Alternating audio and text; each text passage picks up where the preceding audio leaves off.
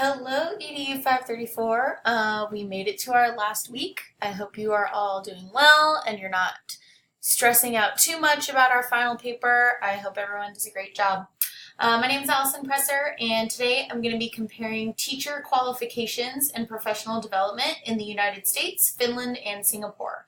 I decided to focus particularly on professional development because, probably like most of you as well, this new school year is starting and I have just been inundated with many teacher in-service days and PD days, so I thought that was a relevant topic for this week.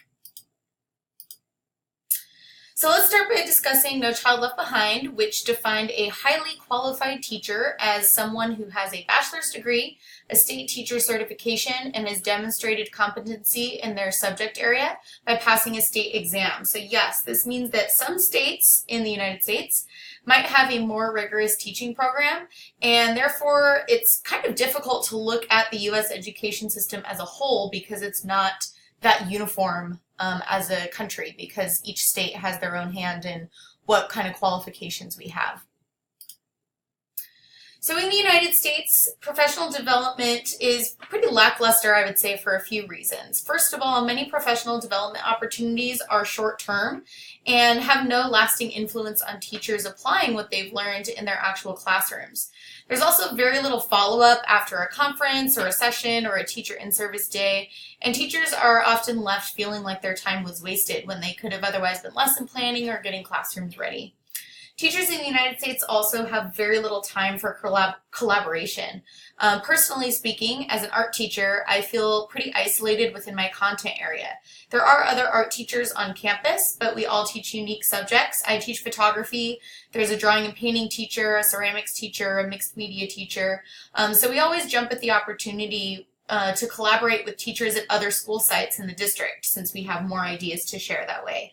I've recently taken on the responsibility in my district to present at PD days, and I usually cut whatever presentation I've been given in half, and instead I just let the art teachers use that time for more productive collaboration.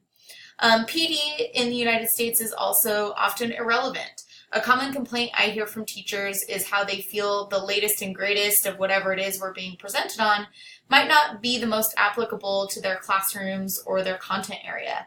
Instead, the U.S. should focus on offering PD opportunities that teachers are able to pick and choose from, and therefore find more meaningful experiences. In Finland, their version of a highly qualified teacher is someone who holds a master's degree. Teachers are also paid much higher salaries, comparable to that of a doctor or a lawyer, and teaching is also a very highly revered and respected profession. Teachers in Finland are afforded regular opportunities for collaboration, often within their own classroom throughout the school day, since there's usually multiple teachers per classroom. However, Finland is not without its faults. Teacher induction, for example, changes regionally. So some municipalities in Finland have really advanced procedures and support in place for new teachers, but other schools may just have a warm welcome and say, hey, here you go, here's your classroom, good luck, have a nice school year. So they're not without their faults and room for improvement as well. Singapore also shows an understanding of the importance of highly qualified teachers. So in Singapore, teachers are actually recruited from the top third of graduating classes from universities. Teachers also go through a very rigorous training program with guidance from a mentor teacher for several years. I only recently completed my teacher induction and even my student teaching, and student teaching was only a semester long, and while it was really valuable and I learned a lot, I think it's great that Singapore offers those opportunities to their teachers for many years, and having someone that they can talk to and collaborate with and go to when they need help. According to the Stewart text, Singapore has placed greater emphasis on curriculum, instruction, and professional development for teachers. Teachers in Singapore are entitled to 100 hours of professional development per year, and most often these PD opportunities are specific to their school site. Each school, as you know, is unique in their own problems and areas of focus. So by organizing professional development this way, it becomes a lot more relevant to teachers, and there's automatically going to be more buy-in because they understand that the PD they're being presented with is something that is specific to them and is something that will actually help them.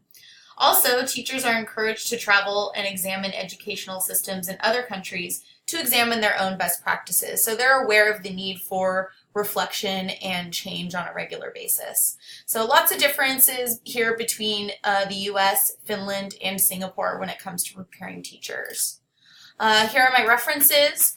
I hope everyone has a great final week and a great school year ahead. Thanks for listening.